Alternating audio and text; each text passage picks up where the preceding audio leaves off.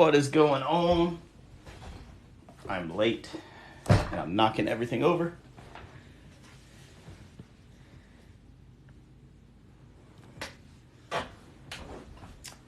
Sure, I missed some comments. Hey, Lena. Tracy. What is that weird cap style? That is Slapshot. Much cooler mascot than the Rangers will ever have. Just saying.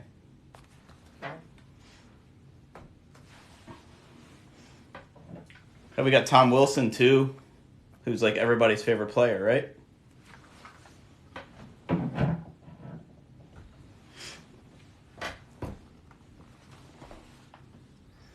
Did you get a tardy pass? So how's everybody doing tonight? I don't know about you guys, but this weekend the weather was like amazing, right? I don't know, at least here on the East Coast it was I think we had like low 70s, upper 60s. It was breezy. Like it was really, really cool. Not like June weather, that's for sure. But it was awesome. I actually got out and got to ride my bike. Got to ride my bike on Saturday. I rode 53 miles on Saturday just to train for my big bike event that's coming up this weekend. So the plan is, it's a 2-day event. It's a Saturday and a Sunday. The plan is to go 150 miles. So on Saturday, they have like a 30-mile route, a 70-mile route, and then a 100-mile route. So I'm planning on doing the 100 miles on Saturday and then another 50 on Sunday. We'll see how we do, because I was hurting quite a bit after that Saturday. Hang on, I just hit something. Florida weather sucks. How hot was it down there this weekend? You used to live down there, actually. I lived in the Tampa area, or Clearwater area, for about 3.5 years and came back up. Hug aching my left side. Did you find the baclofen? Did that help you at all? Only 90 in Vegas. That's good for this time of year, isn't it? 98 in Florida. Ugh. And probably extra humid too, right? On top of that. Gotta love that Florida humidity. But yeah, so I'm super excited about the bike ride this weekend. I'll try to post on my story. I know I did some of that for the training ride the other day, but I'll probably be on a bike seat probably 8 to 10 hours or so. So I will, I don't want to waste my phone battery and things like that. So yeah, we're gonna talk about MS. So again, like the preference, everything I have, like I cannot give out any medical advice or anything like that. One, because I'm not a doctor in any way, shape, or form. I'll never claim to be a doctor. I have a lot of respect for those in the medical field. But the whole point of these chats is to bring the MS community or chronic illness community together, just to share experiences, find what helps for one, maybe share your experiences, just to let everybody know that we're not alone, right? So there's so many different chronic illnesses out there, or autoimmune diseases and things like that aren't even just MS related. Like I know I'm an advocate for MS, but a lot of autoimmune diseases and conditions and things like that are very similar. Like a lot of symptoms are similar, such as fatigue, such as like maybe they don't do too well in the heat, or things like that. So yeah, we'll definitely get into some of that. So obviously, if you have any questions, just ask away. So I plan on doing this every week for as much as I can. I don't know if you guys aren't aware, but if you're not following me on some other place, follow me on Twitter, Instagram, Facebook. There's at Must Stop MS. But so every week for, I believe it's 7 years now,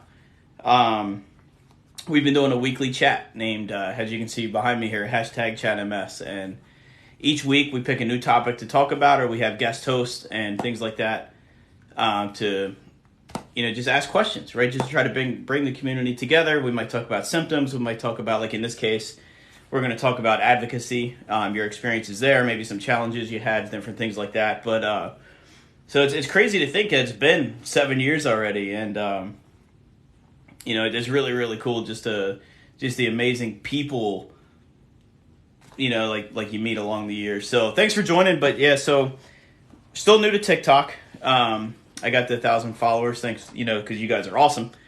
And Logan keeps saying hi, realizing you can't see him. That's funny. Show him this. He'll want one. I should just talk like this, like the whole day. Just kind of keep him hanging out on my shoulder like the whole night. What do you think? But no. So we're gonna talk about advocacy tonight. But again, if there's any questions or anything like that, we'll try to answer. People can share your experiences. It's pretty laid back chat, if you will. I know we have topics, but if you've joined me the past couple of weeks, we kind of go on little tangents. I know at the end of last week we got into quite the discussion on what the correct way was to say Reese's. I said Reese Cup and kind of got yelled at for that. So apparently it's Reese's Cup, which still doesn't sound right, but that's okay. So do you have MS? Yes. So I was diagnosed with MS back in November of 2012.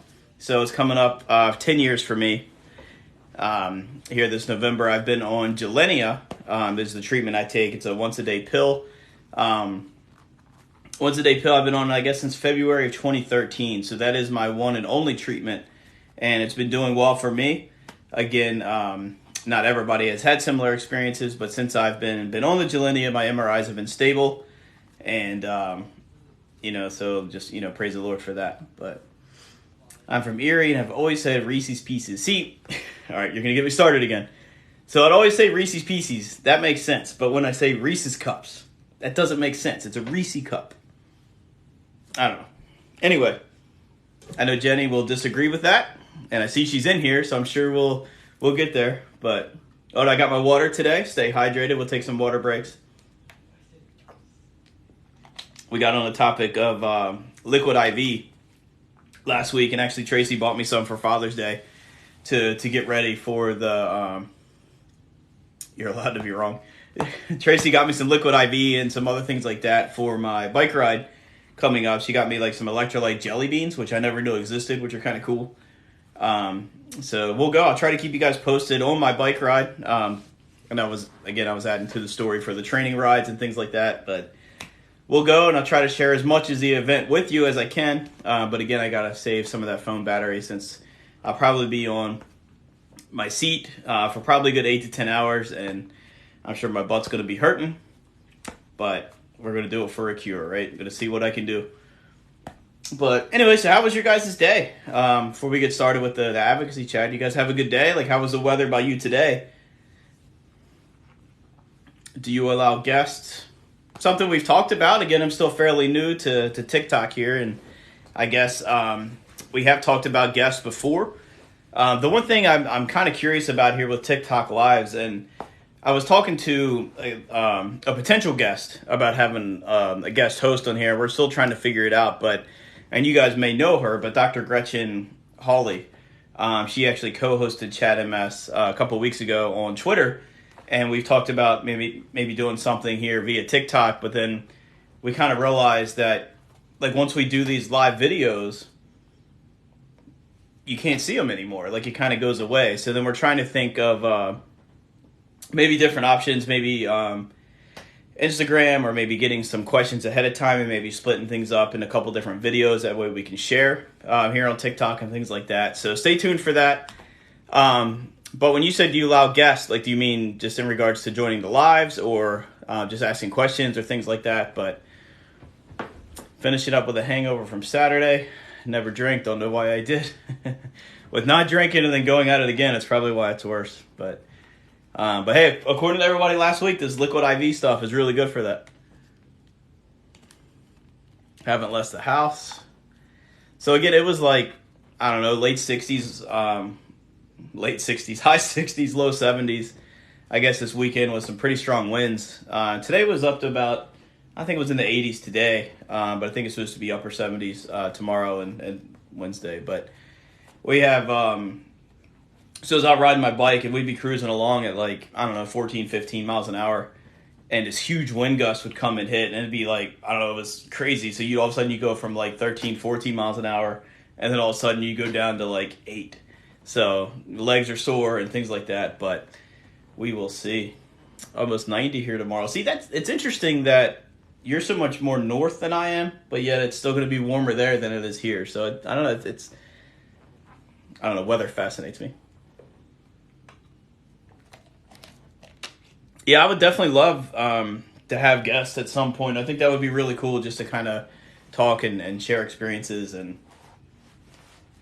things like that. 110 in Arizona. Can't ride a bike no more. Switch to a golf cart. Hey, 4 wheels are better than 2 for some people, right? Sometimes this balance gets messed up and things like that. And I think I told you last week, and I'm going to go ahead and give them another plug. But Meat Fight. If you ever hear the company Meat Fight, they're the company I got my bike through, and they're an awesome organization. I don't know if they have a TikTok or not. I'm actually going to try to look after this. But if you haven't heard of Meat Fight, again, they raise money through like beer and barbecues, and it's like a whole bunch of things. And they donate that to the MS Society, but they also raise money to gift bikes for people with MS to do these events, which is really cool. And I've even seen them do recumbent bikes and things like that. And I'm not sure, what the process is for that versus a regular bike, but they're so amazing. And if it wasn't for them, I wouldn't be doing these bike events. So they definitely completely changed my life. So meatfight.com. And if you're interested in doing any of these events, definitely apply for a bike. You can use me as a reference if you want. But Meat Fight is totally awesome. You can follow them. They have a Facebook page. They have a Instagram page, and I know they have Twitter as well. But I think they're the most active on Facebook and Instagram. But you can see so many amazing people. They post every time somebody gets a bike. They have a post, and then for training and it's different events and things like that. And it's really, really awesome. So let me take a drink.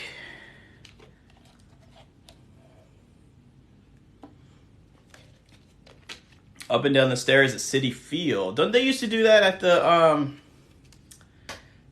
wasn't it an Empire State Building thing? Oh, you said Rockefeller Center. Maybe I'm wrong. Or wasn't it at some point the Empire State Building?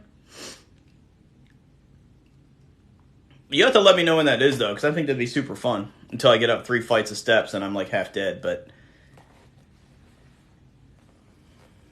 move closer to your computer. You keep going off screen. That's just me. I'm rotating them in a chair. I'm bouncing back and forth. I'm going side to side. So we'll figure that out. But I still got my buddy Slapshots with us today because I've always got to fidget with something. So any other fidgeters here? Anyway, so let's talk about advocacy. I told you we are 20 minutes into this thing. But got a sidetrack. So in regards to advocacy, got me going side to side.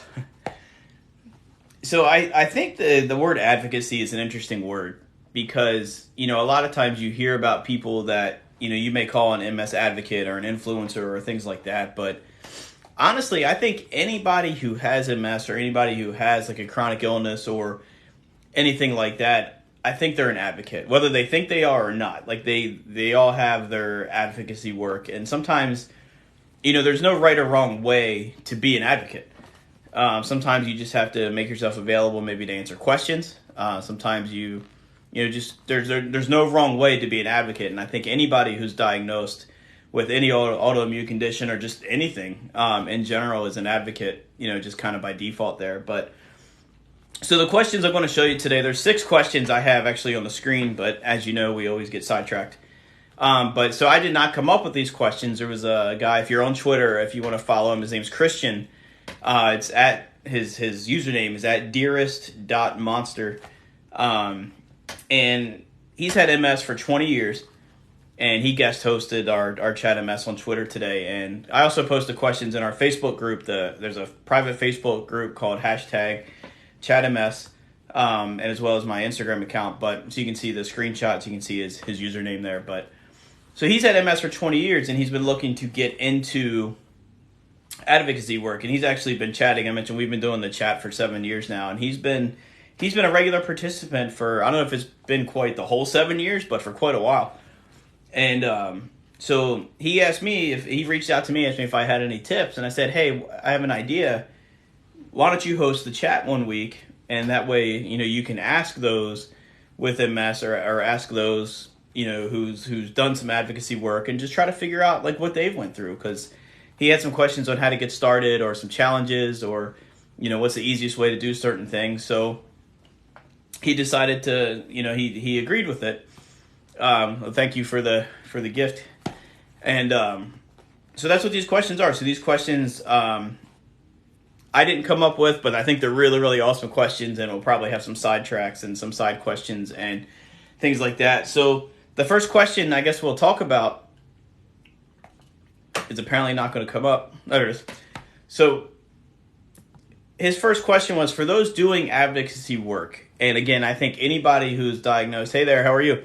I think anybody that's diagnosed is an advocate, whether they think, whether they think so or not. Again, I think even just having an illness or having, any condition, I think automatically kind of makes you an advocate, just by, kind of being there. But for those doing advocacy work, so what did you do to get started?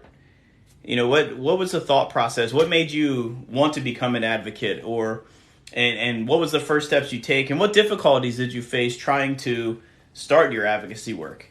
I know for me, at the time, I had a personal Facebook account. That was the only social media I really had back in 2012. I think my MySpace kind of disappeared by then, so I think it was just Facebook at the time. So in 2012, and then a couple months after shortly after diagnosis, I knew I kind of wanted to do my part, right? Because I know when I was diagnosed, how I felt with all the different emotions, and then you go to the internet, and the internet's scary, and just all this stuff, and you're just trying to find answers anywhere you can get it, right? I definitely don't advocate as much as I used to. Find only other people with MS respond to it. I'm glad you said that, because that is definitely a big challenge, especially using social media for advocacy work or fundraising or anything like that in regards to, MS or any chronic illness or any condition, really, right? You could post, I don't know, say family pictures. You could post like funny cat videos or funny memes or whatever and get like hundreds of likes or whatever. And then you post one thing about MS and it's like, you might get 2, right? And it might be other people with MS. So how do you break that wall? Like what can we do to break that wall to get outside of the MS community? I was working with disabilities. I wanted to know how to get involved. So for me, in my case, again, I had Facebook. So I was like, all right, well, I'm going to create a Facebook page. So I know how I felt when I was diagnosed. And if there was any way I could prevent anybody else from feeling that way, that's what I wanted to do. And again, there was so much scary information out there on the internet, some factual, some not factual. So I wanted to provide a place, so I created the Facebook page, Must Stop MS, which is where it all started. And I wanted to provide just factual information, right? So any links that I post, I want to make sure that it's factual, right? It's not just somebody's opinion, or it's not just something that could be completely wrong and scaring somebody. And I mean, and I'm not going to lie, I'll post some things that people don't want to hear. And and sometimes I get called out for being negative, and it's not that I'm being negative. I'm just trying to be real, right? Like I try to be, if you know me, I try to be as positive as possible, but there's sometimes when you share information, MS is a real disease and it affects people in different ways. But so I wanted to provide support. I wanted to provide factual information just to prevent one person, from feeling the way I did. So it started with Facebook, and then eventually expanded to Twitter. And a challenge for me there on Twitter was just trying to get used to what it was, right? You look at Twitter and all you see is like little @ signs and hashtags and things like that. So it took me forever to figure out how to use it. But Twitter was a huge help, and just kind of going through that and now expanding into all these different platforms. And TikTok was one I talked about doing for a while, but I wasn't really comfortable with video. And maybe that's why I ramble so much, because I really don't know. Just kind of go off the top of my head here, but I'm enjoying it so far. And so, I'm glad you guys have supported me and have kind of, joined these. Let's see. Nerve damage. Thanks for joining. Jenny, thanks for sending the link. Yeah, MySpace. I had to bring out the old MySpace. I tried to log into my old MySpace account. I don't know, it was a few months ago, and I was able to get in, believe it or not. I had to use my forgot password, but like all the old pictures and everything like that like weren't there anymore. They completely revamped like their whole website. Got tired of relying on others for answers, so I started researching myself. Yeah, see, that is awesome. And I think Knowledge is one of the biggest assets we can have, right? The more we know, the more we can deal with certain things or maybe expect different things. People don't know a lot about MS. You're 100% correct there. I found, and actually in my case too, so when I was diagnosed, I've heard of MS, right? I've heard of it, but I had absolutely no idea what it is. And I'm sure that's a huge, or I know actually, that's a huge misconception out there. Sorry, I think. could you say that again? I'm having trouble hearing you. Apparently Siri wants to join in. I don't know if you guys could hear that or not, but I totally just lost my train of thought. Oh, people don't know a lot about MS. You're right. So I think that's a huge misconception out there is people have heard of it, but don't know what it is, or they hear of it and they automatically think the worst, or they hear of it and they think it's something else, which is why I think advocacy work is so important to try to break through. If we can make one person aware, I think it's that much more important. It's the other way. I get no likes when I talk anything it's not MS related. Okay, that's interesting. Like your photography and stuff like that? Facebook wasn't around when I was diagnosed, so it was MySpace. See, I'm not the only MySpacer. Who else had MySpace? Come on, you can admit it. My daughter's school dedicated a day to wearing orange for her in March. That is awesome. I love hearing that. Yeah, March is MS Awareness Month, and that is really, really cool that their daughter did that. Or their school. That's really cool that the school did that for your daughter. Sorry, I'm tongue-tied. That is really, really awesome. MS is not a positive disease. You're right, and it's a very real disease. Like, we can try to be as positive as we can, right? But it's very real. Sorry, I'm just trying to catch up here, guys, and we will keep going. Thank you for sharing the video, guys. People think we use MS as a weakness. Absolutely, right? They don't want to believe you because they can't see it, right?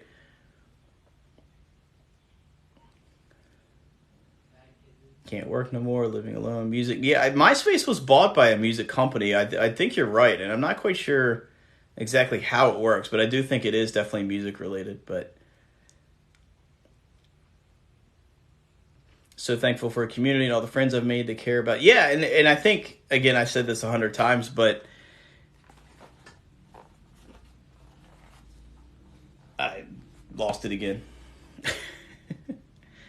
Oh, so I'm not thankful to be diagnosed with MS, but I'm thankful to be diagnosed in a time where social media is here, right? I know there's some good and a lot of bad and stuff like that when it comes to social media, but being able to talk to other people anytime you want that has MS, I think is a huge, huge asset just to build those connections and things like that. But my first words were, "I'm too young for this." Yeah, may I ask how old you were when you were diagnosed? I was 30 when I was diagnosed, but Tim, what's up, man?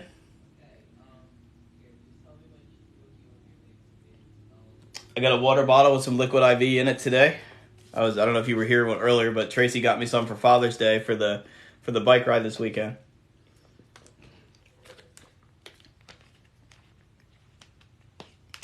It's funny about MySpace, and again, sidetrack, but I saw something the other day. Somebody shared it, and it was like, I don't know, it was somebody that posted a tweet. And it was like, wouldn't it be cool if somebody went to your Facebook or Twitter page and like a song automatically started playing and like stuff like that? And like all the comments were like, "Yep, must be too young for MySpace." Remember, we were all trying to figure out the coding and have the song playing when you visited the page and all that stuff. One of my pet peeves. Yeah, everybody wants to compare to somebody else.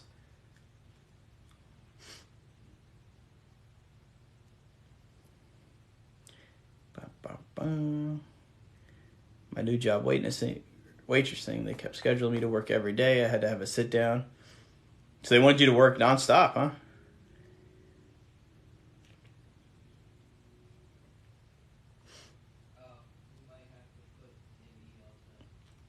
So 31, 17. People always know someone who has MS. Yep, that is true. And again, they always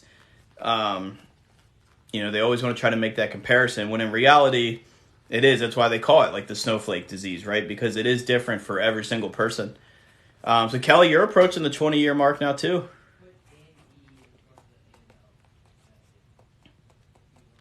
MS community's been a lifesaver.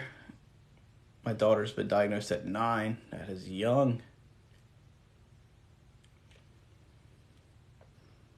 I'm still new, 2.5 years. You know, it's funny that like you still use the word new after 2 years or 2.5 years, because honestly, like even being 10 years into it, like you're always learning something, right? Or there's always new breakthroughs and things like that, or there's always new treatments coming out and things like that. And actually, what I want to start doing is posting videos here soon, actually on treatments, maybe like a different every day, like a different video, just explaining the treatment, what it is, maybe when it came out, side effects, things like that. Because when people are newly diagnosed, that's one of the biggest questions, right? Is wow, what treatments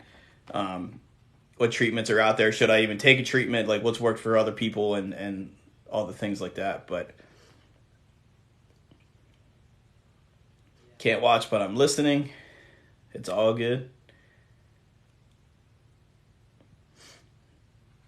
Got your bench pressing going on again. So again, yeah, so what are some other challenges that you guys have faced when it comes to doing advocacy work, or where did you get started? Like I know a couple people mentioned what made them want to get started, but what was your first step in starting that advocacy work? Like I said, mine was Facebook. Cardio. I need to do more cardio myself. Mine was Facebook, but what was the first place that you got started?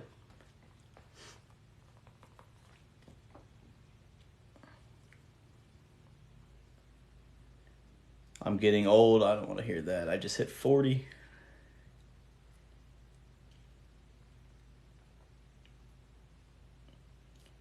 Just did a live, and a woman said my friend had a breakthrough.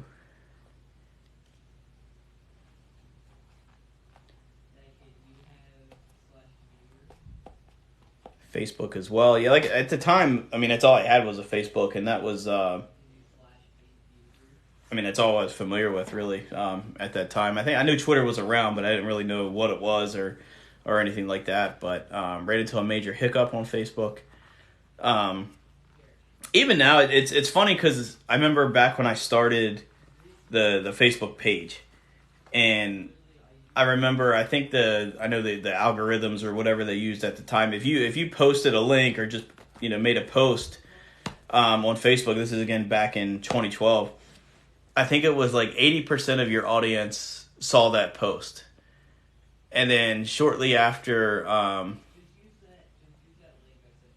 Louise turned 40 yesterday. I'll have to text him. I haven't talked to him in a long time. But it was like up to 80% of your people saw those posts. But then shortly after that, like within like the next 6 months or something, they changed it because then I guess they got money hungry. So then it was like only 20%, or if not even less than that, saw your post unless you paid to promote it, right? So it's kind of, they get greedy and things like that. So definitely threw a wrinkle or a curveball or whatever you want to call it on the Facebook side of things. And even now, it's funny, like, if you scroll through social media, I remember going through and just, like, unfollowing accounts because there was all this stuff. But then, I wasn't seeing posts from the people I wanted to see posts for.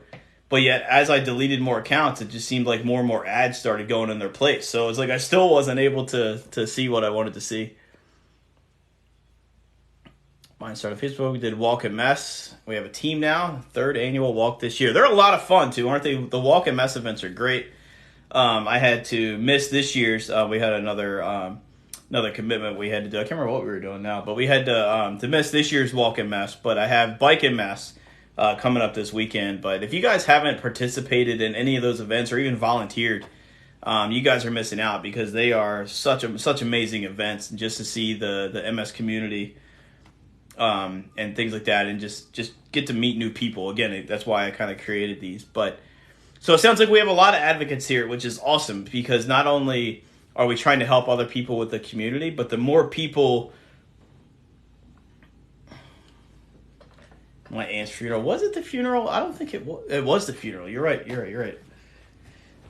And, but I think not only is it important to advocate for the patient community or for each other and newly diagnosed MSers and things like that, but just for the patient voice to be heard, because I feel like the healthcare system, not to take too much of a sidetrack, but the healthcare system, I know I posted like a satire video the other day of a doctor calling for a prior authorization for an MRI, and the insurance company was trying to do everything they can not to cover this, right? Which seems to be what happens to a lot of us now. But it's more important than ever for the patient community to be heard. And I think there's power in numbers. And the more all of us can get together and advocate for each other and ourselves, like it's time that like doctors' offices and healthcare just companies or whatever just listen to the patient voice, right? There's so many.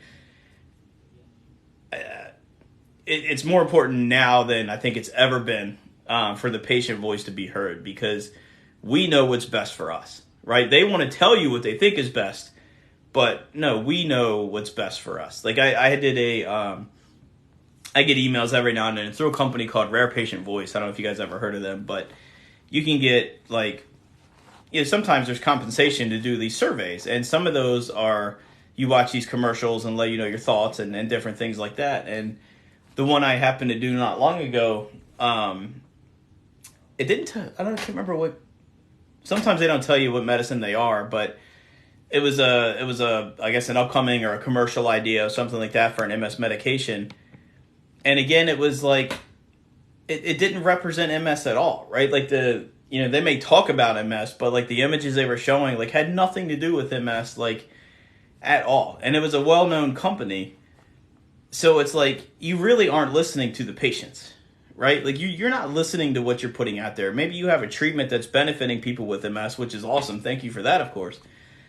But it's like, at this point, like, wouldn't you at least listen to what the patients want you to do, or at least listen or put something out there that like that would attract MS patients or things like that? But it's just amazing. There's so many medicine companies or even doctors that don't want to listen to their patients. Like I said, when I was diagnosed, I was told I was making it up. And then I heard so many other people say that same thing last week. You go to the doctor because you need help. Like, why would I make that up? Like, why am I here? And why am I going through all these tests just for you to tell me, oh, you're fine, you're making it up? Like, no, I'm not, right? So we have to be advocates. We have to stand up for ourselves, right? Our voices have to be heard. Like, we have to get the patient voice out there, and there's power in numbers for that. And there's so many different places to do that and link up with. And We Go Health, if you've ever been to their website, We Go Health is another awesome website to look at, and they have like patient advocates for pretty much any disease or illness or anything like that you could think of.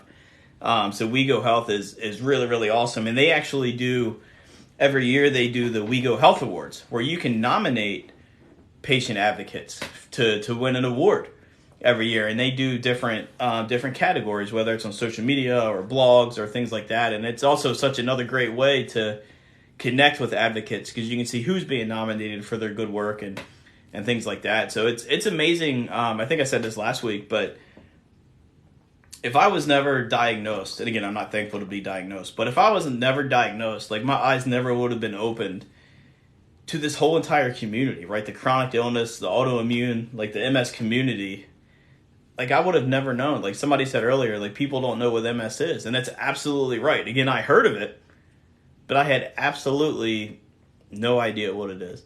I stopped going to the doctor because they weren't listening or helping me, and that's a terrible feeling, right? We shouldn't have to do that. And I mentioned, so my first neurologist was terrible, like would kept cutting me off and all that stuff. But so now I see an MS specialist who I couldn't be happier with. So it's important to find a medical team that you are comfortable with. So I hate hearing that you stopped going to the doctor. But I mean, yeah, if they're not helpful or if they're just making you feel worse, like I understand it. But definitely look out there, because there are good doctors out there. And I said this last week, but I always say somebody had to graduate at the bottom of the class. But yeah, definitely look out for specialists. Like, there are some good doctors out there. Look up reviews. There's even websites out there where you can look up doctor reviews and things like that. And ask around. Like find local places where you can, ask, hey, what are some good doctors in this area or things like that. Water break.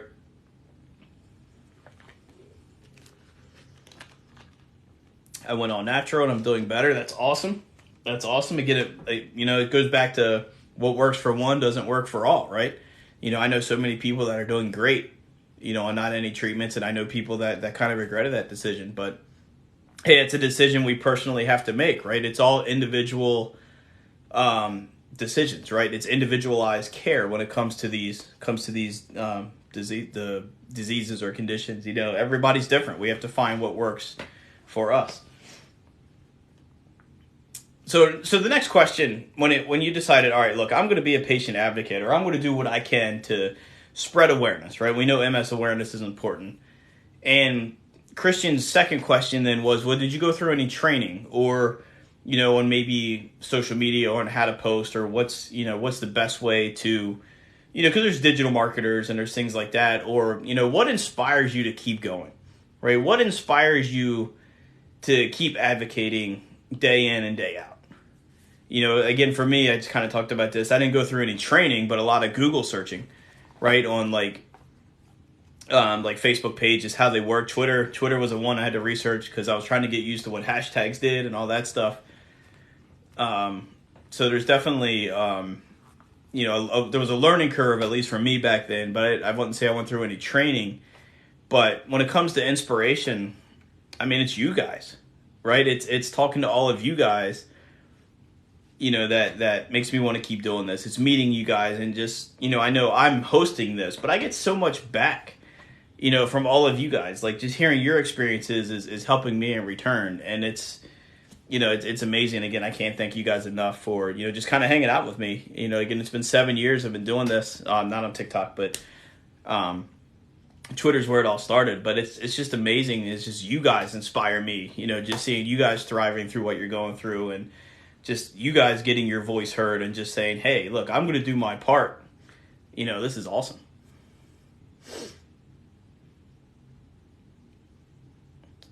So my mom said to me, you might have MS, and I never blinked an eye. She always said it once. Lemtrada gave me Graves' disease. Wow, okay.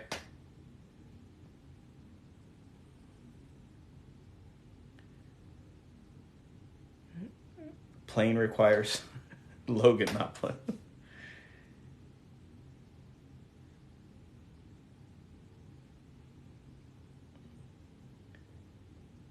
So I guess a question for you guys, then, it's not on here, but again, one of my little sidetracks. So in my case, I was the only one in my family that has MS. And you hear, I know for a lot of times you hear it's a genetic disease, and they do say if you have a sibling that has it, your chances are a little bit higher of getting it. But are you guys the only one, or did you have family that had MS? You've inspired me to do cardio. Oh, thank you. I guess, yeah, I need to do more cardio myself. I know that sounds funny just from all the miles I bike ride, but I've been so out of shape. I think I'm probably the heaviest I think I've ever been, despite all that. But I definitely need to do cardio myself. But I'm glad to hear that. Okay, a lot of people are the only one. That's okay. So I'm not alone in that one. Is this going to be watchable after? I wish it was. I wish TikTok had a feature for that. And I was just talking about that in the beginning of this. I know I'm able to save the video, but obviously TikTok's not going to let us post an hour-long video or things like that, nor would I. I know there's YouTube, a YouTube channel and stuff like that, but I would never do that without getting all your guys' permission, obviously, and things like that. But and that would be pretty much impossible to do. But I wish TikTok would come up with a way, even if they saved it and kept it on the, I don't know, not necessarily the story, but past lives, keep them available for a week or something, or 2 or 3 days. But I wish that's probably the thing I don't like necessarily about doing this live here on TikTok, is for that reason. I mean, I like doing it on TikTok, but that's one of the disadvantages. I'm the only. Wow, so a lot of people that are the only one. I have MS. My brother has chronic kidney disease. Now, is that something that runs in the family as well, or does that just happen to be a one-off for your brother as well?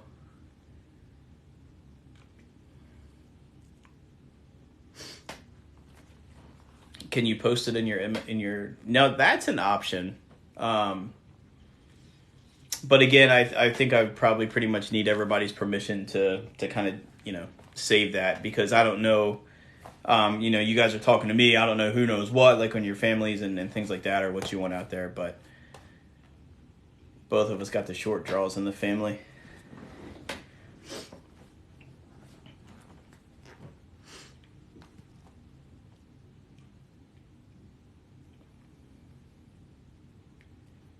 Okay, so it sounds like I have a couple people's permission. Maybe we'll do that. Maybe I'll see. I'll try to save this and maybe post it on YouTube or the ChatMS Facebook group. I'd love for you to join us too. It's a private group. It's called #ChatMS on Facebook. If you want to join that, we post the chat questions there too, or anybody else can post if they have questions and things like that. I think a couple of you guys are in there already. So you are live currently. Okay, so maybe I'll do that. I'll try to save it and we'll try to post it on my YouTube channel and we can go from there. But so what inspires you guys? I just kind of said, hey, you guys are awesome. I think it'll be a teaching vid. Thank you, and that's what I'm all about, is sharing experiences. Now remember, I'm not not a medical professional by any means. So it's just us couple, it's us group of people with MS just kind of hanging out and chatting, right? I would do a private on YouTube, but post a group within MS chat for videos. Yeah, okay, so there's a couple different options then. But what inspires you to keep going? What inspires you to, maybe you're on TikTok and you're posting videos about, how your day is like with MS or what's going good or what's not going so good. Like what inspires you to keep putting your story out there?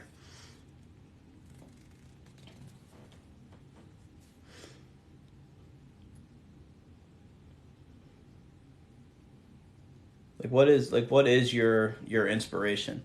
We are experts of our disease. Absolutely. Absolutely. And again, one person with MS might experience this when somebody else might not, right? So again, it's individualized. And I think the more the patient voice is heard, hopefully more people understand that and won't necessarily make comparisons, right, to other people. And I think I used this before, but Jack Osborne, I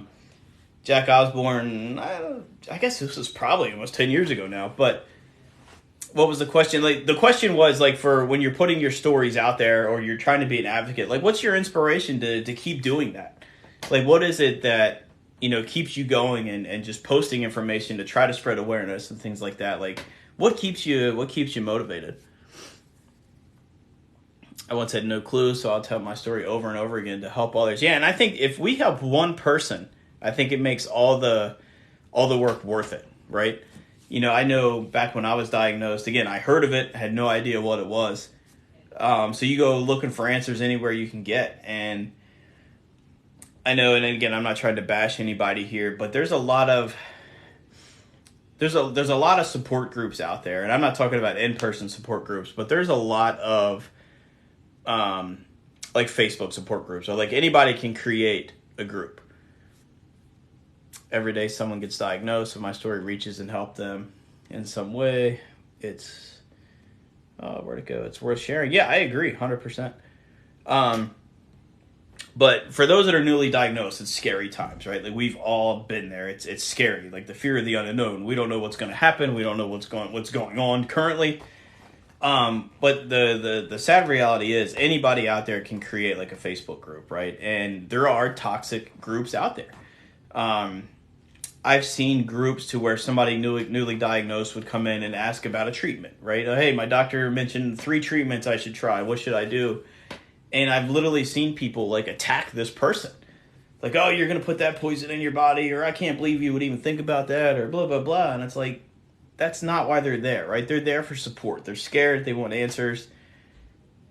Like, there's a lot of toxicity out there. I mean, all over social media, of course, but like you're calling yourself a support group and somebody's scared to death asking for questions and they're just getting attacked. And what's that going to do? That's going to just drive that person away from any support groups, right? Like it's important to be supportive, right? Share your story. Like if somebody wants to take a treatment, that's their choice. If they don't want to take a treatment, that's also their choice too. You know what I mean? Yeah, I've definitely had to limit some of those groups because it's amazing. Like even personal attacks, not even like like I've seen some of these start and then all of a sudden they go back and forth, and now all of a sudden like there's personal attacks, right? Where people are attacking like, I don't know, somebody's looks or where they live or something, and it's like, how did all that stem from somebody asking like what treatment to take? Like, how does that even happen? Never knock how someone else treats their illness, right? We're all different, 100%, right? We're all different. We have to find what works for us, right? Like it's crazy. Like anybody can create one, but you got to be careful. It's just like anything on the internet. Like you can find anything you want on the internet. Anything you want. You could Google. I know I sound like a broken record because I think I said this either last week or the week before, but you could Google something like, "Hey, is coffee healthy for you?" And you'll find all these articles of how healthy coffee is, right? And then you could Google, "Hey, does coffee cause cancer?" And then you'll have all these articles of how coffee's bad for you. So it's like anything you're looking for on the internet, you can find it. The problem is you have to figure out what's right, what's wrong.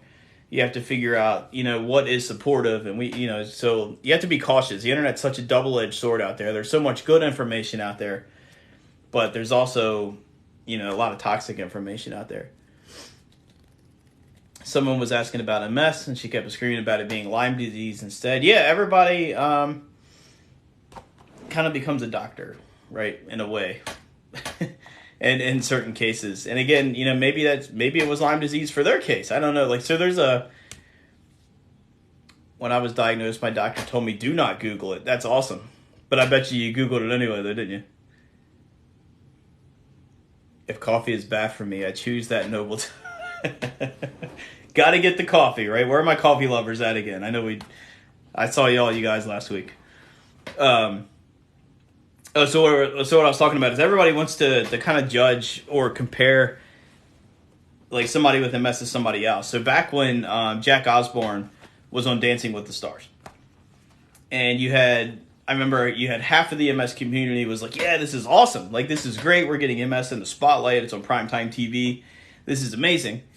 And then you had the other half of the community that was like, oh, this is terrible that he's on there because now my family's going to think I can go out there and dance like he is, or I can do this and not be tired and things like that. And the crazy thing is I see both sides of that story, and it makes you realize there's no one way to represent MS, right? Like if somebody wants to make a medicine commercial, or somebody wants to represent MS in like I don't know, a hospital show like House or ER or any of that stuff, and it's like, you can't just have one representation of what MS is because it's so different for everybody, right? Scoliosis, I hear that a lot. I hear muscular dystrophy a lot. I hear ALS a lot.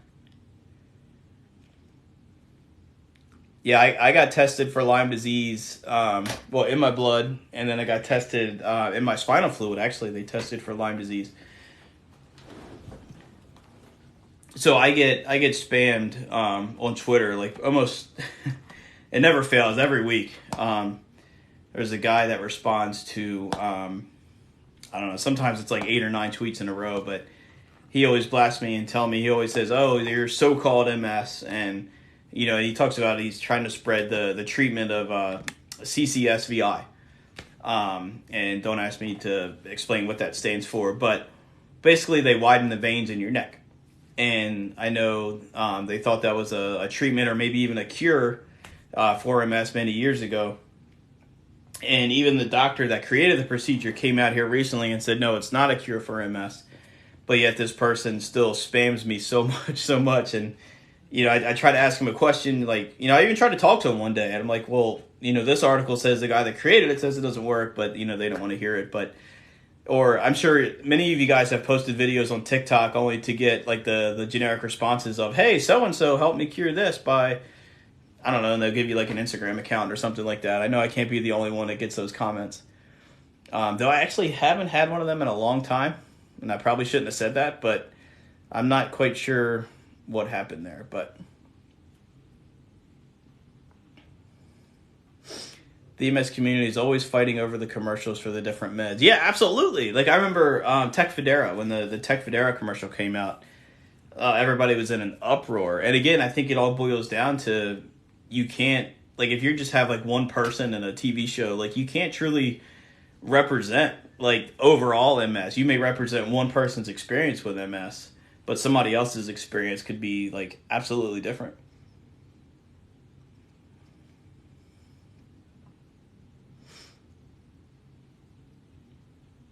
Vitamin deficiencies, give them the blocked treatment. You know, it's funny because I had him blocked for a while, and then I'm like, you know what? I'm like, I'm gonna go back and try to talk to this guy because, like, at first I was trying to figure out if it was a real person or if it was like just like a spam bot type thing. But he's not trying to sell me anything. He always tries to point to this one Facebook group that only has like I think it's like 12 members in it, and something like that. But then like none of it makes sense. But it's all about the CCSVI procedure, and I've tried to talk to him, and you can't really have a conversation with him.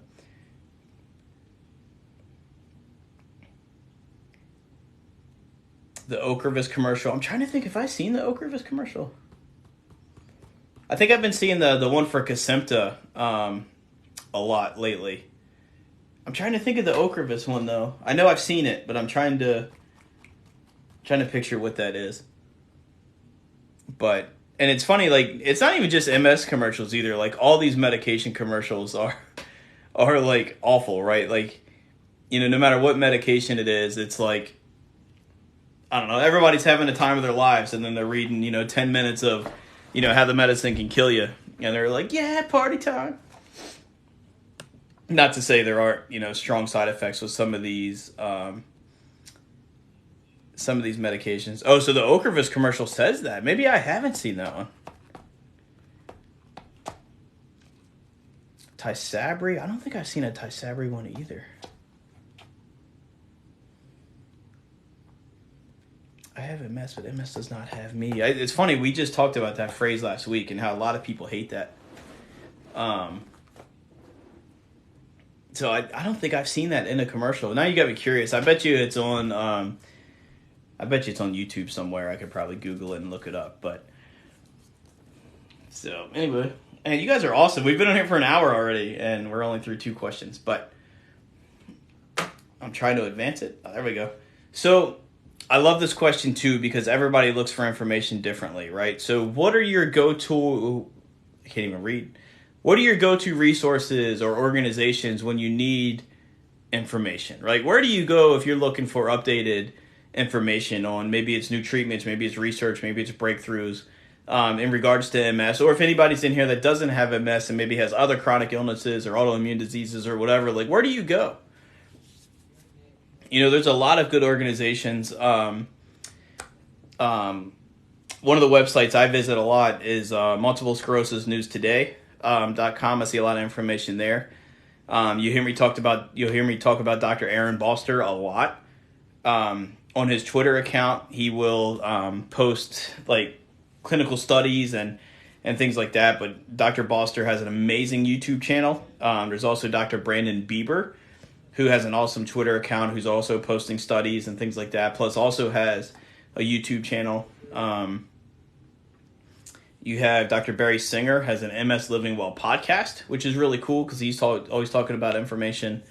But there's so many ways to get information these days, and it's awesome. But just make sure it's a reputable source. National MS Society website, obviously that's always a good place to go because you can keep up to date on what's going on in advocacy and research and things like that. MS Warrior page on Facebook. I use Google, but taken as an idea. Yeah, so anything you look up on Google, like definitely try to research, as much as possible. But listen to podcasts. Any podcasts you would like to suggest to the group? I actually just did a podcast with some of you might follow her, but her name is Edie, and she has the Thriving Over Surviving podcast. She has a TikTok account here too. I think it's going to be airing here in a few weeks, but MS Society website is good. You have the Multiple Sclerosis Foundation, which is MS Focus. It's either .com or .org. You have the MSAA or MS Association of America. Dr. Gretchen, I knew you were going to say Dr. Gretchen. Yeah, Dr. Gretchen Hawley is awesome. She's a physical therapist, and she has so many exercises, techniques, and things like that. So look for her on Instagram. She posts a lot of reels and a lot of TikToks here. She has an awesome, awesome channel and a lot of tips to help people with different exercises and just to keep people moving and motivated and things like that. WebMD has a lot of information on there, though sometimes that's kind of scary too. You know, you look up a paper cut sometimes on WebMD, right, and you find the worst. But used to go to an MS group in the MS Society. You know, I've never been to an in-person support group. And I don't even know if there's any around me. I remember trying to look them up before, but then obviously when recently COVID happened and things like that, everything kind of shut down. But Tripping on Air is very lighthearted. Is that a blog? It sounds familiar, but I feel like I've heard of Tripping on Air, so I have to check that out. There's another webpage. Her name is Penelope Conway, but it's Positive Living with MS. She's also a good follow for some lighthearted information. I know she has, again, Facebook. I believe she has Instagram. No, maybe it's not Instagram. Maybe it's Twitter. But those are some good pages to follow. Just recently did a podcast with a few on Spoonful of Sugar. I've never heard of that one, actually. I'll have to check that one out. Paper cut is MRSA. There you go. That's WebMD in a nutshell sometimes, isn't it? You have to take all those sites and news with a grain of salt. Absolutely. That's why, like, research is super important, right? There's so much false information out there, as you know, you're on social media, right? So much out there. So much false information out there. So you definitely got to take the time to research yourself rather than just kind of going for what you've been told. Can we get a list of all these podcasts? That's a great idea, actually. We should try to come up with a list. Maybe what I'll do is maybe we'll try to make a video, maybe have people put all the stuff in the comments. That way we can try to have like a centralized list that maybe people can reference out there to try to find some good information. Because that would be really cool. That way we can share all this. So good idea. Yeah, we'll definitely find a spot to get all the podcasts and the websites and all that stuff listed. That way everybody can go back and reference that. But thank you for the likes. Somehow we're at 7,000 already. I don't know who's spamming the like button, but you guys are awesome. And thank you for the follows. I see a couple follows here too. I got a few I can send you. Did a few years back. How do you all deal with the heat? I'd love to cover that one day. Yeah, we can definitely talk about that, especially now that we're coming into summertime, right? Actually, tomorrow.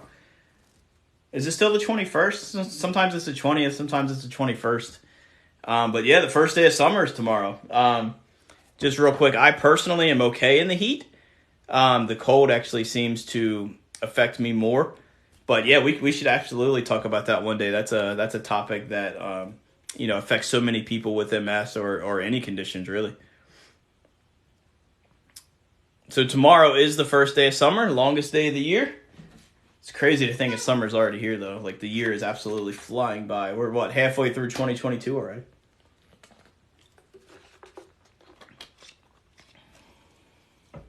Water break.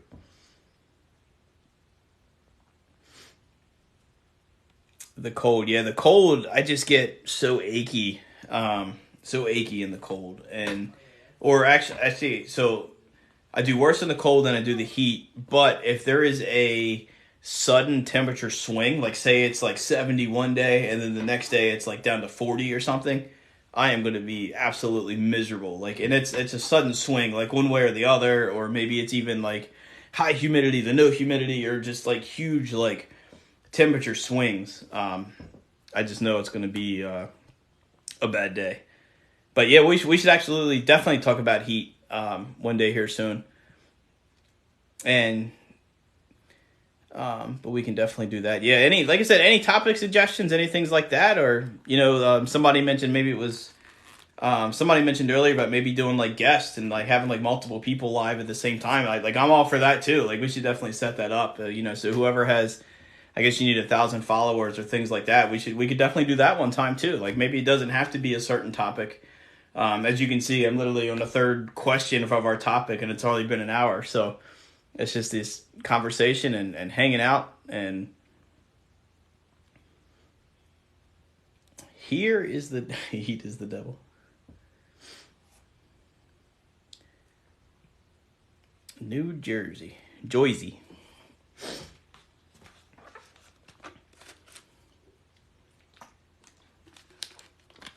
Quick question for you about the heat, actually. So, for those that are affected by heat, is there like a certain temperature where you kind of know you're safe, and then on the flip side, is there a certain temperature where like absolutely not? I got to stay inside all day.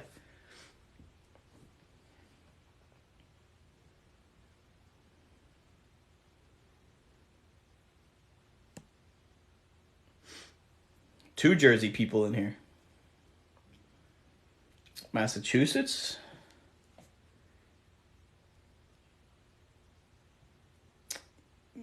I'm in Pittsburgh.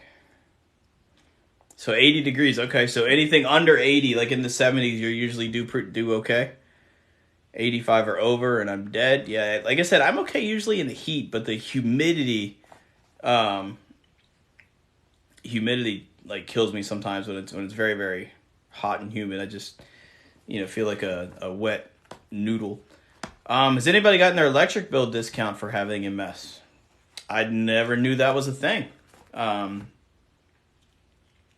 That's interesting. Like, is that something that you get or you've heard about? And now you got me curious about that one. I'm going to have to look that one up. Kansas City, 85, 80 or above. PGE just cut my bill in half. Wow, that is awesome. So I never knew that was a thing. So you can get a discount on your electric bill. That's interesting. I almost knocked my phone over, guys. Sorry about that.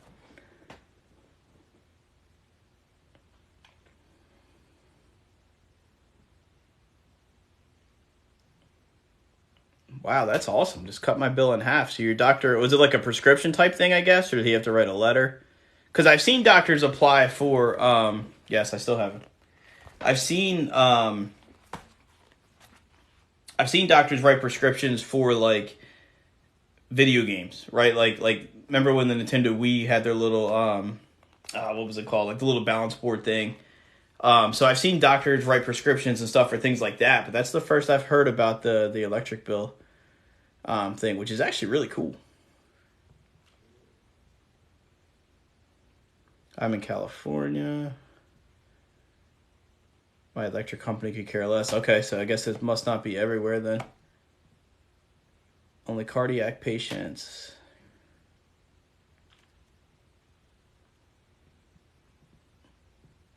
Yeah, so hey, there's something we can all look up, right? We got homework. Thank you. We got homework. To try to figure that out, because that'd be cool if there's discounts out there available to us that we're unaware of. And that's one of those things too where, like, yeah, please do because that would be awesome if you can. That would be great. Just do a video, that would be sweet. But it kind of goes back to where, like, there's all these programs available, right, that it seems like you don't hear about. Like, you would think, like, in a perfect world, like, if you're diagnosed with something, like, you think it'd be like, hey, this is what you have. This is some, if you're looking for good information or support, you can go to these websites. There's awesome programs out there for you. Like, how much better would it be if, like, we got almost like a packet or like an information packet or something like that came with our diagnosis, rather than, hey, you have MS, we'll see you in 6 months. Like, what? What are you talking about? Canadians get it the discount? Canadians get discounts?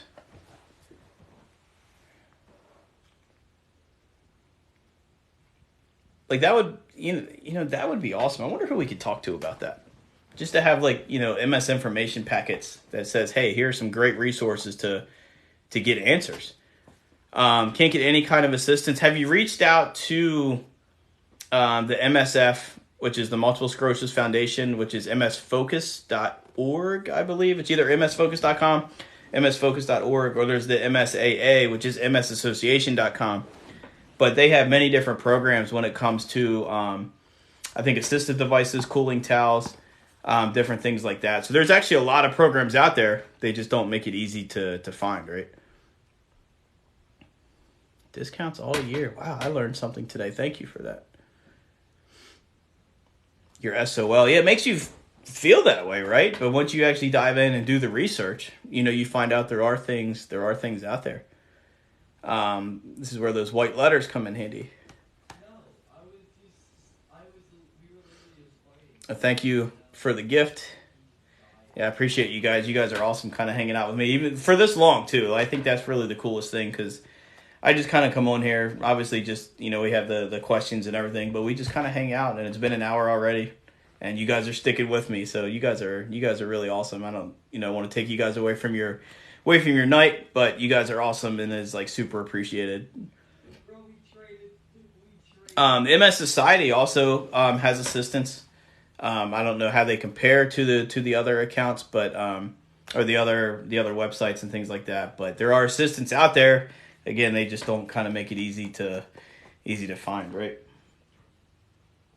So I love this question, right? And we kind of already talked about this earlier, like standing up for yourself against your medical teams and things like that. But this was the fourth question that Christian asked tonight on Twitter, and he says, "Well, when have you had to advocate for yourself?" We kind of talked about, well, we know our bodies more than anybody else, right? There's times where you have to advocate for yourself. There's times where you can't just be just blown off or just pushed aside, right? And because of that time you had to advocate for yourself, what did you learn about yourself, right? What have you learned about yourself since starting your advocacy work that you're doing?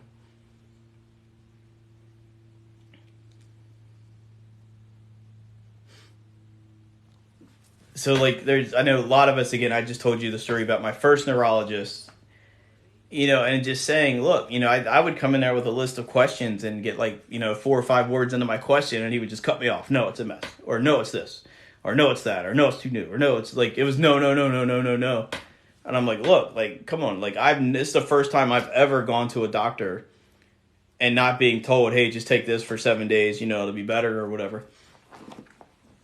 So there's times where now we kind of talked about, a half hour or so ago about, how important the patient voice is, right? The patient voice is more important now than ever because it just seems like more and more people are getting denied for the healthcare that they need, right? So I can't wait to see your responses for this, but when did you have to advocate for yourself? And then in return, what did you learn about yourself from doing so?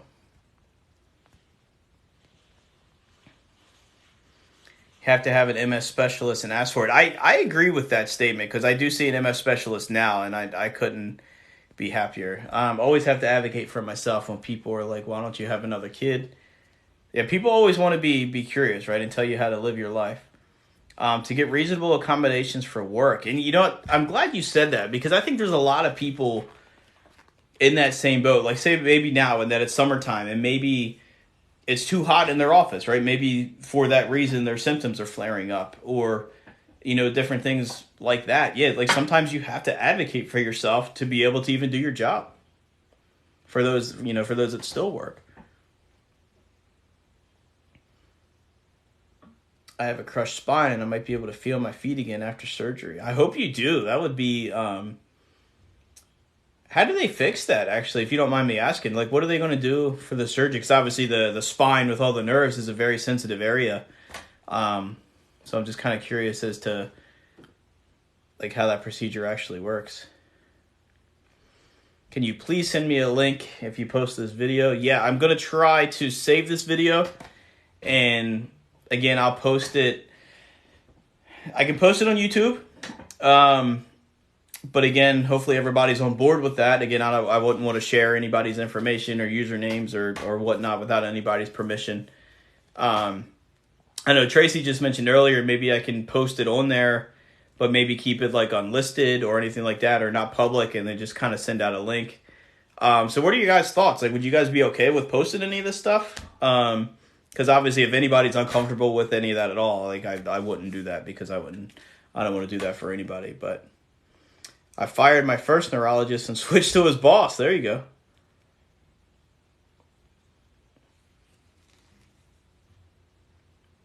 So you can make it private, okay? Going to see my specialist on Wednesday for a referral. Yeah, I'm curious because again, I know that's such a tough area out there. So we're talking about YouTube. I do have a YouTube channel. There's not much on there, maybe like 3 or 4 videos, but it's still at Must Stop MS if you want to follow. And trying to think what the best way is to post this, because if I post it private or unlisted, what's the best way to get you guys the link to view it then too. So yeah, we'll figure that out. I'll save this for sure, and then I'll try to figure out what the best way is to do this going forward.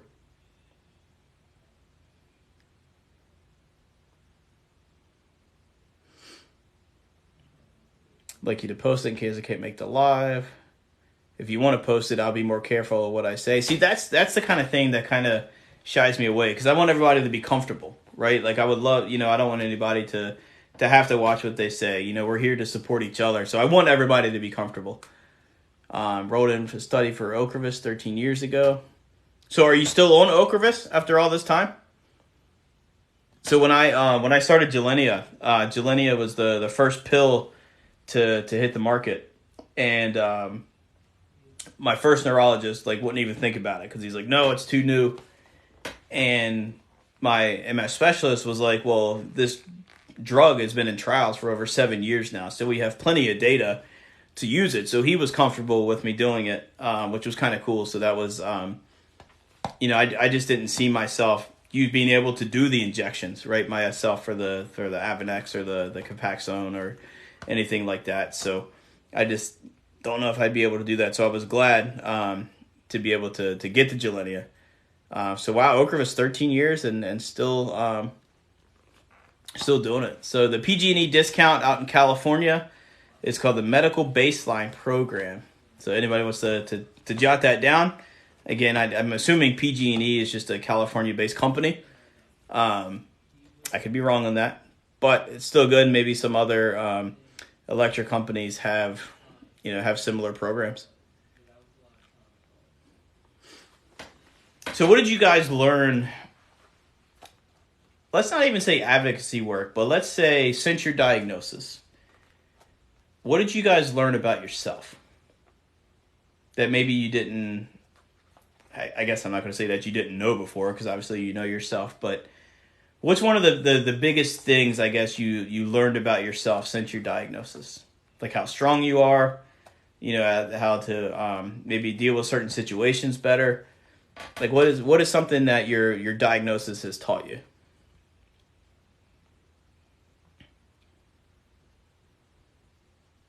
Got one in Joyzy.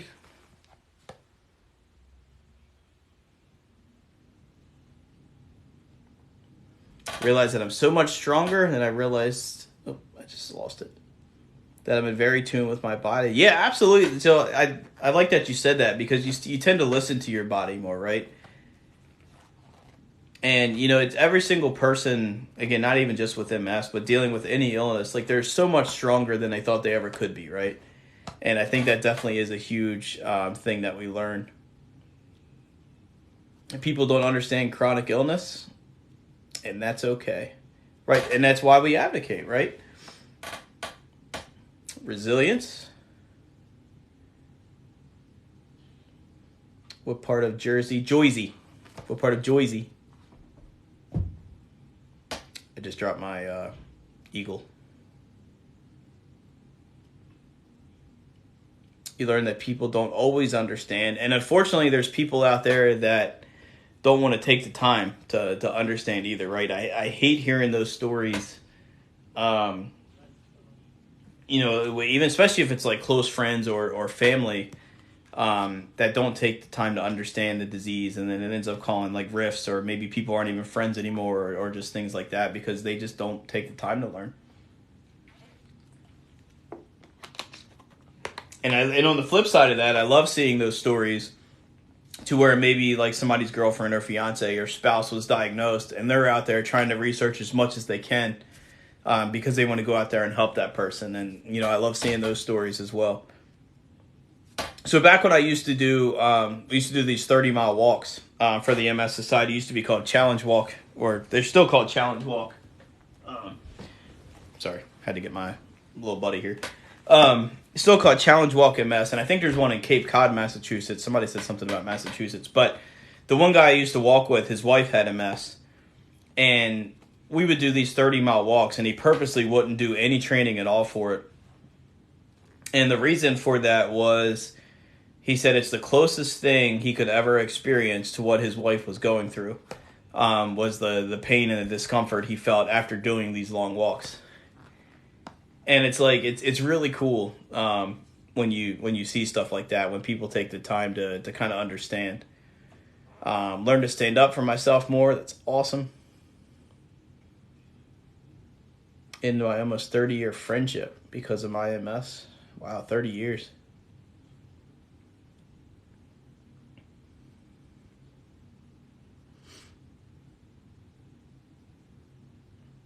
Tracy said has, so I must have said something wrong, but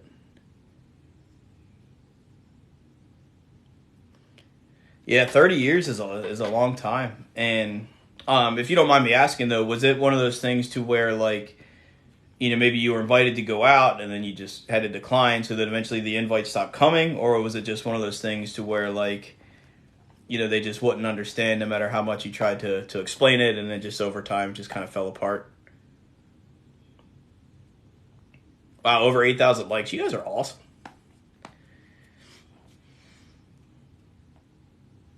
So here's another awesome question for you. And I know the easy question for this is all the above as we go through this. But I think a lot of us here are in the United States, but somebody said Canada, so it's probably the same way. But where do you feel our community, in this case the MS community, or if there's somebody in here that doesn't have MS and maybe another condition in your community, but if we're looking at more focused advocacy, where could we improve? Is it on the prescription or its resources? Is it mobility, or maybe assisted devices? Is it diet? Is it exercise? Is it just mental health in general? What area could use the biggest improvement when it comes to advocating for one specific, maybe not one specific thing, but maybe what needs more attention in your opinion over maybe another aspect of advocacy?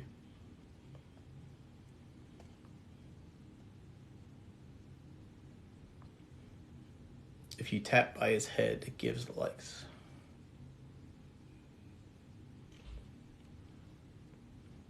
He didn't understand. He's a Taurus. Hey, I'm a Taurus. Sorry about my phone. What's your name? If you're talking to me, I'm Randy. It was one of my best friend's weddings 3 years ago, and she just dropped me. See, that's awful. I hate hearing stuff like that. Assistance devices. We actually had a chat on assistance devices just, I guess it was a few weeks ago, about a month ago. See, that's why I wish we could save these videos, right? Because we can go back and just see what everybody's doing. But again, not necessarily videos, but if you're on, the Twitter or anything like that with some of the other ChatMS groups, you can always search and things like that. But we'll figure out saving these videos and getting them posted and all that stuff too. So, but again, I would love to post it so everybody can see it, but I want people to be comfortable too. I don't want people to have to hold back or anything like that. But teaching and that everyone with MS isn't the same. I agree. Absolutely. Hello, hello, hello. So it sounds like a lot of assistance devices, mobility devices, accessibility. Hi there. I just completely lost the chat, and I don't know how I did that. Hang on. There we go.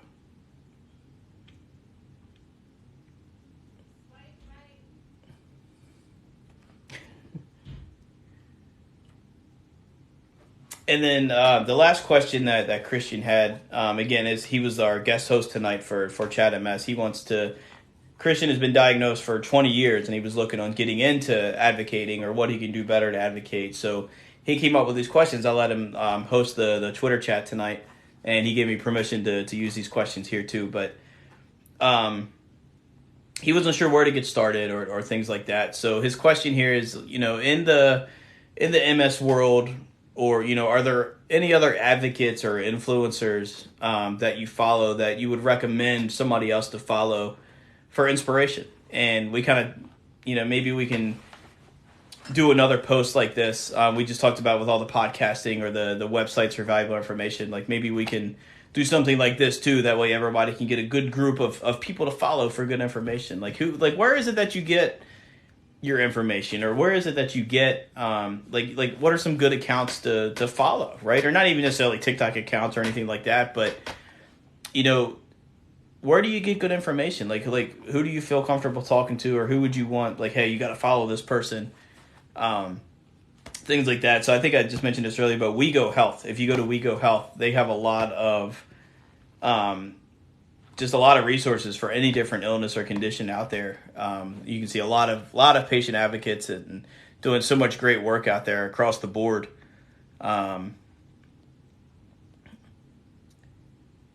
Education, I like. Okay, 14 people here. How many don't want this video posted? I gotta go. Thank you so much. No, thank you. Thank you for hanging out with me, at least for this long. And the plan is to kind of do these chats we've been doing them every Monday night.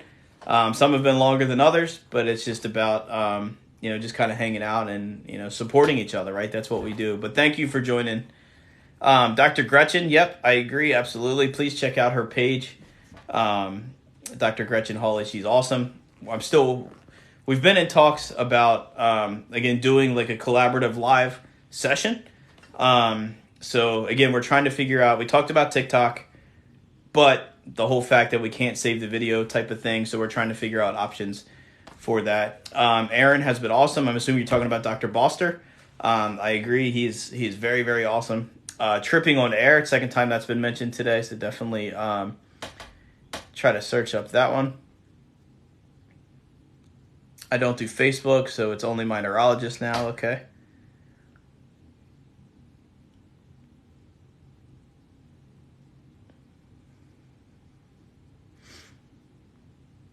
Am I invisible? Did I miss something that you posted? I don't do Facebook, so it's only my neurologist. Wonder about infusions. What about infusions? Like what types are out there? Like what people's experiences are with infusions? Sorry if I missed that. It's hard to kind of keep up here sometimes. It's funny, like, somebody said there's only 14 of us, but you guys are awesome with all the comments. But so it's hard to kind of see. So what about infusions? Let's talk about infusions real quick before we kind of end this here a little bit. But so there's a couple different infusion types of medication out there. I know, and I know I'm probably going to miss some here, but the first two that come to mind are Tysabri and then Ocrevus. And I know Tysabri, you go every 4 weeks or so to get the infusion. The effectiveness is fairly well. I think I mentioned that was an option for me because I tested JC negative at the time of diagnosis. And I know if you're JC negative, your PML risk is a lot lower. And they've actually done studies. Like there's a lot of people that are on Tysabri that are even JC positive. And they still continue to take Tysabri, which is cool because they're making strides even on the PML side and things like that. And some are actually testing with doing Tysabri every 6 weeks now instead of every 4 weeks, which, again, even lowers that PML risk, which, now that I think about it, over the past several years, I don't think I've heard of any PML cases on any treatment that I think of. I could be wrong. Have you guys heard of any PML cases at all? But Ocrevus is 2 times a year. Did Lady B, did she go away? So you're 6 weeks. Have you noticed a difference in doing every 6 weeks versus every 4? Rituximab, okay.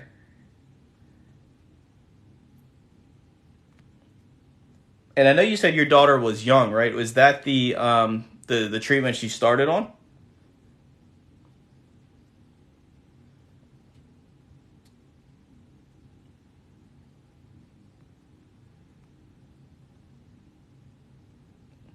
Ocrevus. I think if I had an issue, I guess I would probably lean more towards Ocrevus. I don't know if it's because it's newer or just because it's every 6 months and the results are good. Like I think everybody, like even side effect wise, I didn't have any side effects with the Gilenya. I know other people have, but it seems like the Ocrevus is tolerated pretty well.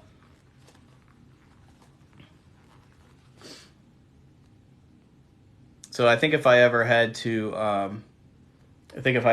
switch, I guess Ocrevus would probably be the one I'm looking for at this moment. Again, they're always coming out with different things. Made me stop taking Tysabri. Is that because of the JC? Did you test positive for that, or was it an insurance thing? Actually, so that's another thing. We could probably have a whole discussion on that, right? With insurance companies and things like that. Like I've heard, insurance companies just stop covering treatments like out of the blue. So people have been on treatments for many, many years, was doing great, and now their insurance company doesn't want to cover it anymore. We could probably get on a whole sidetrack about insurance companies.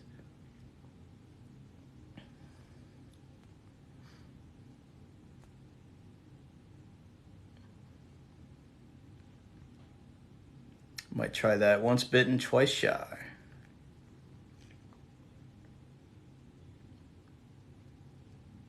Started on, it was an injection. So there's a lot of injections out there. There's Avonex, Capaxone, Betaseron, Rebif,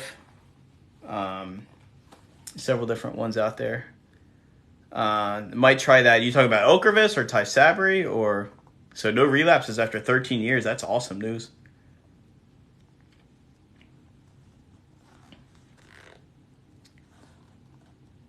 Twinum.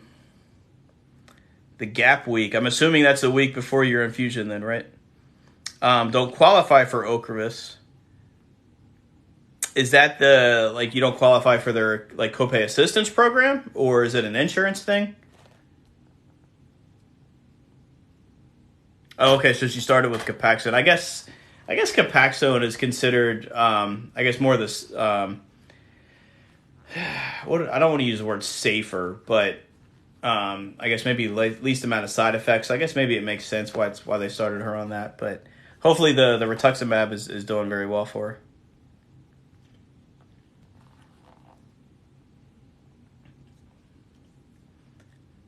Okay, so you started. Okay, so you were JC positive from the beginning, but your numbers were getting too high. Okay, so what? So do you take Ocrevus now, or do you? I know you said you had to stop the Tysabri, but okay, Capaxone. Yep. Provigil. Yep. We actually talked about that a little bit. A little bit last week. We had a whole chat on fatigue. Provigil was a common answer there. Do you find it's working for you? My neurologist won't put me on it unless I test JC positive or if I relapse. See, that's interesting. It's interesting too. We kind of talked about every doctor is different, right? Some are awesome, some are not so awesome. But you would think there would be more of and I know you can't really have all like the same protocol because everybody's so different, but and I guess I'll go back to insurance companies too. Like insurance companies want to do like the step therapy. Like some of them want to do like, no, you have to do this, but if you have a relapse on that, then we'll move you up. And it's like, no, like this is my life you're talking about here, right? Give me the best thing you can give me. Like I don't want to be a guinea pig for a certain medication before you're going to give me something that works. You know what I mean?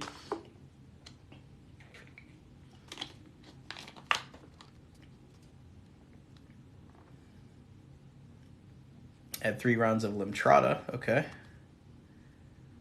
When she got diagnosed, they called it a peculiar case. Was that because of her age? Is that because, well, she was very young, so I guess that is why it was so peculiar. Amen. Hey, good to see you. Thanks for joining in.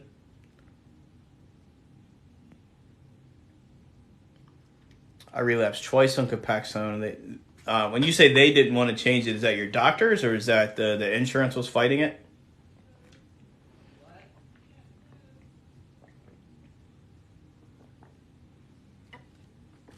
My mouth's getting dry.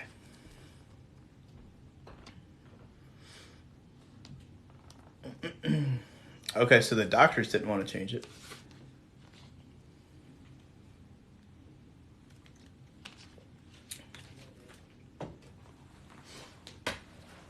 But I'll go back to like what I said earlier. So she was 6 when diagnosed and 9 now. Told us because she was so young. Yeah.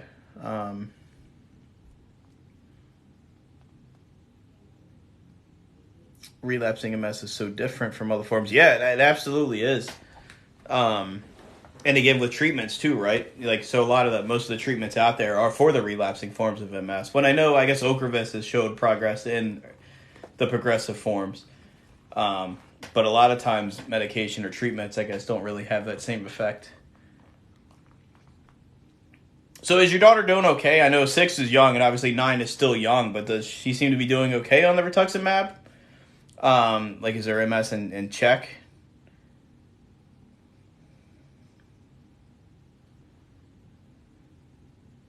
My biggest fear is fighting for medication that works. Yeah, so this past September, so I have insurance through my employer, and this past September they switched insurance companies, and so I get a letter in the mail that basically said, "Hey, your Gilenya is not covered anymore," and I'm like, "Well, what are you talking about?" But thankfully they work with this. It's like a third party company that works with the medicine company, so I'm still getting something from Gilenia's like patient assistance or the copay assistance programs and things like that. So I'm still able to get the Gilenya at no cost. But when I first got that letter, I was like, "What? Like, you can't just change that." Like, I was even talking to my HR department, and I'm like, "Guys, like, you can't just do that." And that it was so much swelling, she kept seeing black.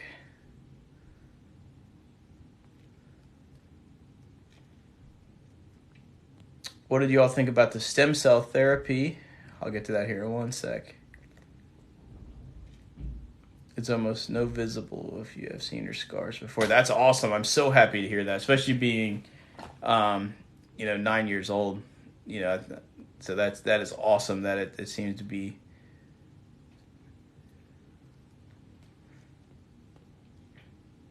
So she asked, or Lady B asked about stem cell therapy, and again, I'm not a doctor. I don't claim to be any medical professional, so anything we talk about is just my opinion. And I know other people have opinions, but I will say a lot of people are so fast to throw out the C word, right? The word cure. I do not think the stem cell therapy is a cure.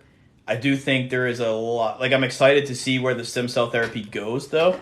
I've seen studies, and I might throw out some wrong numbers here. So again, I'm not a doctor, but I saw studies before that said at I can't remember if it was either 5 years or 10 years post stem cell transplant, the HSCT, that it was either after 5 or 10 years. The article said I think it was 40% of the people that had the procedure still showed no disease activity. And now, don't get me wrong, 40% is an awesome number after 10 years.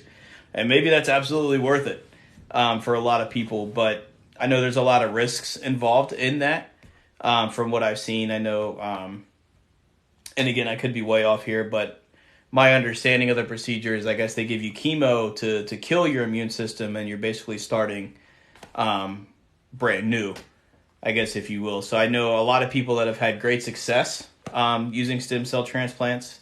They're doing great. There was one person I've been in contact with before that has been able to even start walking again, which is really cool. But then I've seen stories to where somebody felt great for like a couple years, and now they're back to where they were in just a short amount of time after. So do I think it's a cure? I do not.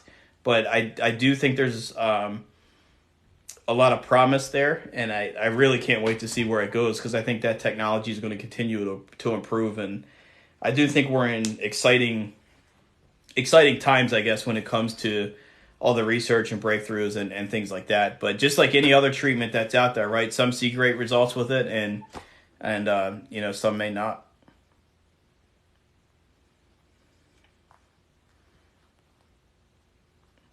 Forgot it was Monday. Just now joining. Hey, better late than never, right? Better late than never. Thanks for joining in. No cure. We are guinea pigs. It resets the immune system.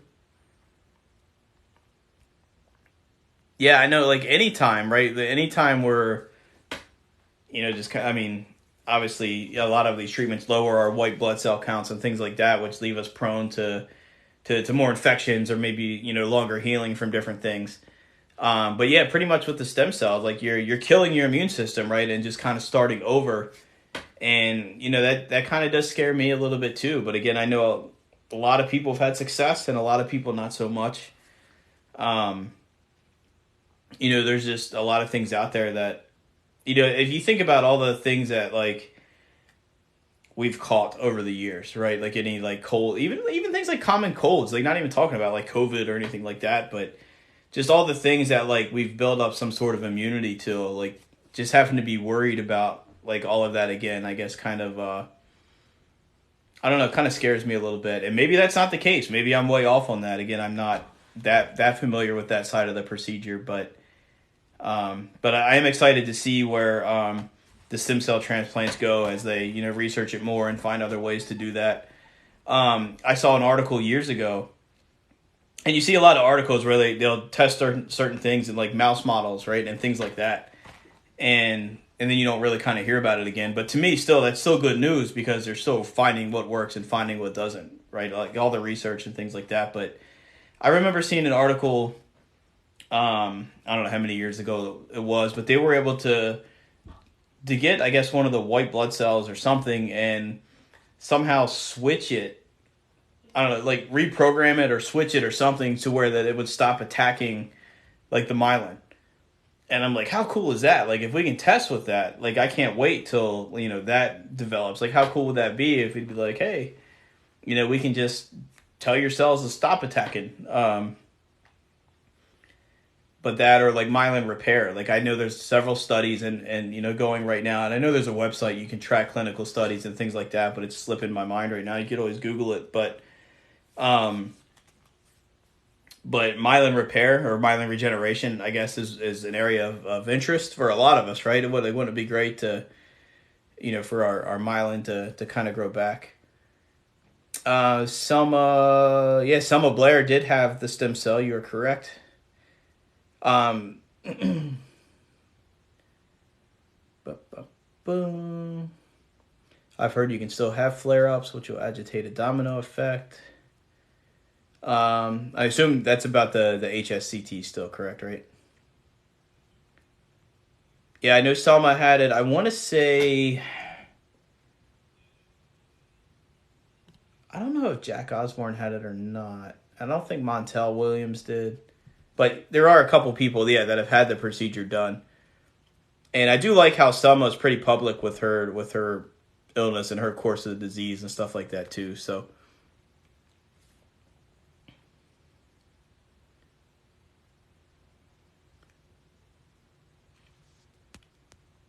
Gracie, how are you?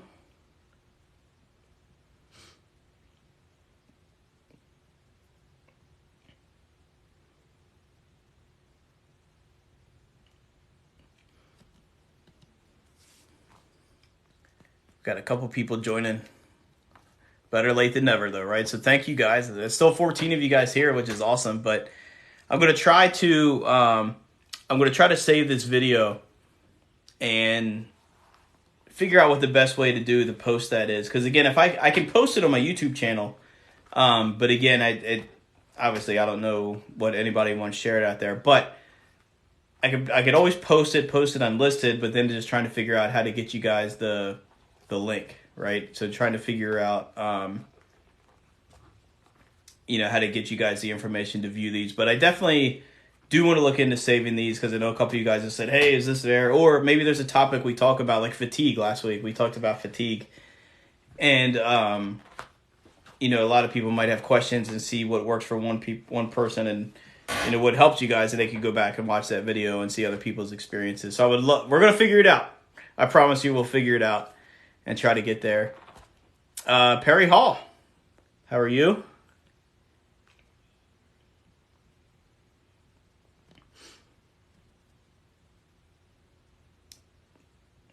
I got rid of the chat again. I'm always in here touching something and messing something up. But well, guys, so it's 10:45 here in the East Coast here, but I know a couple of you guys are from Jersey. A lot of people in my groups are worried about that too. Yep. You have a choice to make it perfect. But so it's been about an hour and 45 minutes, which I think is a little bit longer than what we were last week. So you guys are awesome. Wawa. Had to talk about Wawa.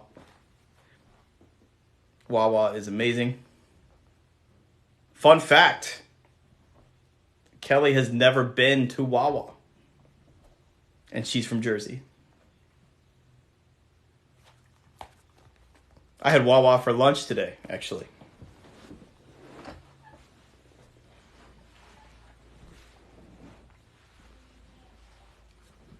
So it's all right. So there we go. We got sidetracked. And we ended last week talking about Reese's. Now we're gonna end this week talking about Wawa. So, but anyway, guys. So it's been an hour and 45 minutes. Sorry to take up almost 2 hours of your evening, but you guys are awesome. Thank you for hanging out with me and keeping me company. And we'll do it again. We'll try to figure out how to save this video and try to figure out where we can post it somehow. But yeah, we'll try to figure this out. Have a great night, guys. You guys are awesome. If there's anything I can do to help with anything, just send me a message. Again, I'll give myself a shameless plug here, but follow me on Twitter, Instagram, Facebook. There's a private group called #ChatMS if you want to find it there. And then you can search the hashtag #ChatMS on Twitter or Instagram. But you guys are awesome. Have a great night, guys. And we'll see you next week, I guess.